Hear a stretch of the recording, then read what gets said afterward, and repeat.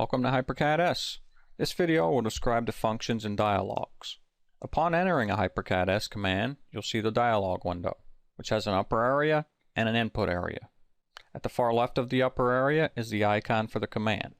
At the far right is the check mark, which will appear green if the command can be executed. Clicking on the green check mark will execute the command, close the dialog window, and pre-select any geometry created or modified. This allows you to continue working on the new geometry. In the middle of the upper area is the Apply button, which will execute the command and keep the dialog open. Below Apply and to the left is the Info and Warnings icon, which will appear yellow if there's some problem with the input. When it appears yellow, clicking on it will open the Info tab and display the warning message. Next to that is the Back to Default icon, which will restore the default settings of the command, clearing any selections or input. Then we have the Restore Previous Content icon. This will populate the dialog with input previously entered into the command. This can be used after closing the command with the X or the Escape key. For example, if I try to create a spline using several points, and then I exit the command without executing, I can then launch the command again and click Retrieve Previous Content, and I don't have to select those points again.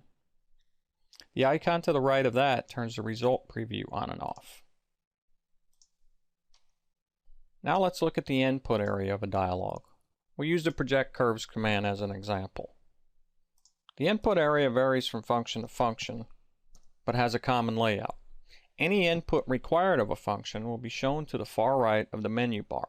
In this case, select Curves. The button label colors are important here. A blue text label indicates that this is the currently active input. A black label indicates that this input is possible. A white label indicates that this input is not possible with the current options. If I click on Faces, the label turns blue. I can select a face. And now after selecting some curves, my check mark turns green, my preview looks good, and I can execute the command if desired. My current projection direction is normal to the face. If I uncheck the normal box, I get additional options to determine direction.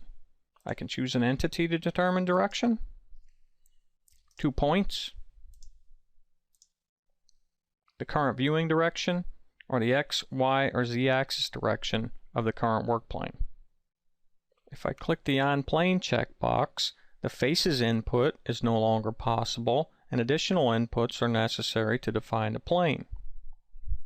I can define the plane with a planar entity, such as a circle, by using 3 points, or by choosing a direction and origin, which requires additional input. The corner of an input button will also change colors, indicating the status of the input. A bright green corner indicates sufficient input for the execution of the command, but additional input can be added. A dark green corner indicates that no further selection is needed for that input. Right-clicking on an input button gives the Reset option for resetting only that input. Right-clicking on a text or value input brings up a context menu.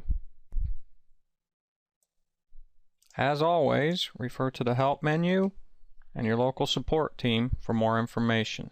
Thanks for watching.